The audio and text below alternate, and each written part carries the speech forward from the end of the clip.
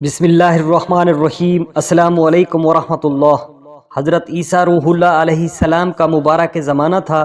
ایک عورت جو نیک اور پرہیزگار تھی، اس نے ایک بار تندور میں روٹیاں لگائیں۔ ابھی روٹیاں تندور میں ہی تھیں کہ نماز کا وقت ہو گیا۔ اس نے وضو کیا اور نماز پڑھنے میں مشغول ہو گئی۔ شیطان لعین نماز کی پابندی اس عورت کی دیکھ کر جل اٹھا۔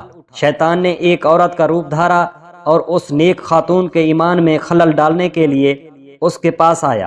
کہنے لگا، روٹیاں تندور میں جل رہی ہیں، مگر جن لوگوں کو آتش دوزخ میں جلنے کا ڈر ہو اور دل میں ایمان کامل ہو، روٹی کی فکر انہیں عبادت سے کب ہٹا سکتی ہے؟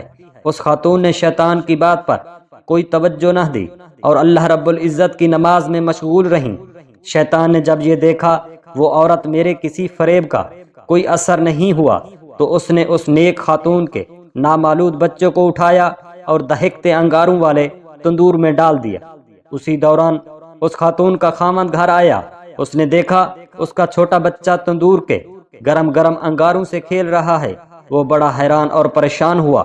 اس شخص نے دوڑ کر اپنے چھوٹے سے بچے کو تندور سے نکالا اور سینے سے لگا لیا۔ یہ واقعہ طرح طرح کی دلیلیں اس کے ذہن میں پیش کرنے لگا۔ وہ نیک شخص حضرت عیسیٰ علیہ السلام کی خدمت میں حاضر ہو کر سارا واقعہ ماجرا سنایا۔ آپ نے فرمایا، اس خاتون کو میرے پاس لاؤ۔ جب وہ اپنی بیوی کو حضرت عیسیٰ علیہ السلام کے پاس لے کر حاضر ہوا، آپ نے پوچھا، اے بی بی، تم کون سا ایسا نیک عمل کرتی ہو جس کی برکت سے یہ واقعہ رونما ہوا؟ خاتون نے عرض کی، یا نبی عیسیٰ روح اللہ علیہ السلام، صرف اتنی سی بات ہے، جب میں بے وضو ہوتی ہوں تو وضو کر لیتی ہوں، اور جب وضو کر لیتی ہوں تو نماز کے لیے کھڑی ہو جاتی ہوں۔ جب کوئی محتاج آ جائے اس کی حاجت پوری کرتی ہوں، اور جو تکالیف لوگوں کی طرف سے پہنچتی ہیں ان پر صبر کر لیتی ہوں، اور گھر کے کام کاج اور دھونے پکانے کے بہانے اپنے بیٹے کی پرورش کا عذر کر کے ہم دنیا والوں کو تو شاید قائل کر بھی لیں، لیکن کیا یہ جھوٹے بہانے قیامت میں بھی چل پائیں گے؟ مقام افسوس ہے کہ آج ہماری اسلام کی بہنوں کے پاس شاپنگ خریداری کے لیے تو وقت ہے، اور مختلف تقریبات اور تفریح مقامات کی سیر کے لیے تو وقت ہے، مگر افسوس نماز کے لیے وقت نہیں۔ نماز اللہ رب العزت کی عبادت، مومن کی معراج اور دین کا ستون ہے۔ اللہ رب العزت نے قرآن پاک میں جا بجا نماز کی تاکید فرمائی ہے۔ چنانچہ ایک مقام پر ارشاد ہوتا ہے، فرمایا، میری یاد کے لیے نماز قائم رکھ۔ نماز دنیا اور عقبہ میں عزت و آبرو حاصل ہوتی ہے۔ نماز حصول علم و نیکی میں قلبی نور حاصل ہوتا ہے۔ نماز بدن کی تمام بیماریوں سے محفوظ رکھتی ہے۔ نماز رحمت الہی کا نزول حاصل ہوتا ہے۔ نماز عبادت الہی قبولیت دعا میں چابی کی حیثیت رکھتی ہے۔ نماز قبر کی تاریکی اور تنہائی میں ساتھ دیتی ہے۔ نماز نیکیوں کے پلڑے کو وزنی بنا دیتی ہے۔ نماز کو حوروں کے ساتھ ساتھ جنت میں طرح طرح کے کھانوں کو ملیں گے، اور جہنم کے آفتوں سے محفوظ رہے گا۔ نمازی سے روز محشر میں اللہ رب العزت نماز جنت کو دل پسند نعمتوں کے علاوہ اللہ رب العزت کا دیدار نصیب ہوگا۔ حضرت عائشہ رضی اللہ تعالی عنہا فرماتی ہیں، ایک رات میرے سرتاج صاحب معراج حضرت محمد صلی اللہ علیہ وآلہ وسلم تشریف لائے اور میرے ساتھ بستر پر لیٹ گئے۔ پھر کچھ دیر بعد آپ صلی اللہ علیہ وآلہ وسلم نے فرمایا، مجھے اجازت دو کہ میں رب تعالیٰ کی عبادت کر سکوں۔ میں نے عرض کی، میں آپ کے قرب کو بہت پسند کرتی ہوں، لیکن آپ کی خواہش کو ترجیح دیتی ہوں۔ آپ عبادت فرمائیے۔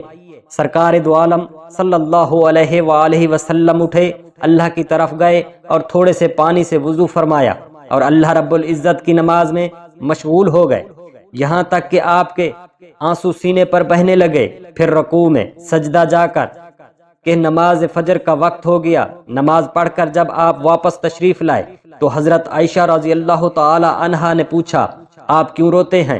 آپ نے ارشاد فرمایا، کیا میں اللہ رب العزت کا شکر گزار بندہ نہ بنوں؟ اللہ رب العزت ہمارے نبی کریم صلی اللہ علیہ وآلہ وسلم کو آپ کو اپنے خزانوں کی کنجیاں عطا فرما دیں۔ خالق گل نے اپنے حبیب کو مالک کل بنا دیا۔ دونوں عالم کی شہنشاہی کا تاج ان کے سر پر سجایا گیا۔ شب معراج دیدار الہی کرایا گیا، سورج آپ کے اشارے سے واپس آ جاتا ہے، چاند انگلی کے اشارے سے 2 ٹکڑے ہو جاتا ہے، بادل آپ کی اطاعت کرتے ہیں، پتھر آپ کا کلمہ پڑھتے ہیں، آپ دونوں عالم میں رحمتیں بانٹنے والے، رونے والوں کو ہنسانے والے، سوئے بھاگ جگانے والے، بڑے بڑے بادشاہ آپ کے در کے گدا اور آپ کے در کے غلام مخلوق کے امام تھے۔ اس قدر عظیم الشان کے باوجود آپ صلی اللہ علیہ وآلہ وسلم ساری رات عبادت الہی میں بسر فرما رہے ہیں، اور ہم گناہ گاروں کو پیغام دے رہے ہیں کہ رضا الہی عبادت و ریاضت میں پناہ ہے۔ یقیناً ایمان لانے کے بعد اعمال صالح پر استقامت بہت بڑی نعمت ہے۔ عمل ایمان والوں کو اللہ رب العزت جنت کی خوشخبری سنا رہے ہیں۔ ایک شخص بارگاہ رسالت میں حاضر ہوا اور عرض کی، یا رسول اللہ صلی اللہ علیہ وآلہ وسلم، لوگوں میں سے اچھا آدمی کون ہے؟ آپ نے فرمایا، جس کی عمر لمبی ہو اور عمل اچھے ہوں۔ اس آدمی نے پھر عرض کی، لوگوں میں سے برا آدمی کون ہے؟ آپ نے فرمایا، جس کی عمر تو لمبی ہو مگر اعمال برے ہوں۔ حضرت انس رضی اللہ تعالی عنہ سے روایت ہے، ہمارے نبی کریم صلی اللہ علیہ وآلہ وسلم ارشاد فرماتے ہیں، اللہ رب العزت جس انسان کی بھلائی چاہتا ہے تو اسے اس کام میں لگا دیتا ہے۔ عرض کی گئی، یا رسول اللہ صلی اللہ علیہ وآلہ وسلم، وہ کون سا کام ہے؟ آپ صلی اللہ علیہ وآلہ وسلم نے فرمایا، اسے موت سے پہلے نیک اعمال کی توفیق عطا فرماتا ہے۔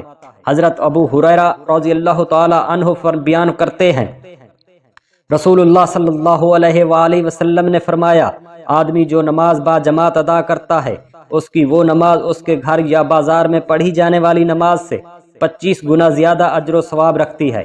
وہ اس لیے کہ جب وہ وضو کرتا ہے اور اچھی طرح وضو کرتا ہے اور پھر وہ محض نماز ادا کرنے کے لیے روانہ ہوتا ہے تو اس کے ہر قدم پر اس کا 1 درجہ بلند کر دیا جاتا ہے اور اس کی وجہ سے اس کا 1 گناہ معاف کر دیا جاتا ہے۔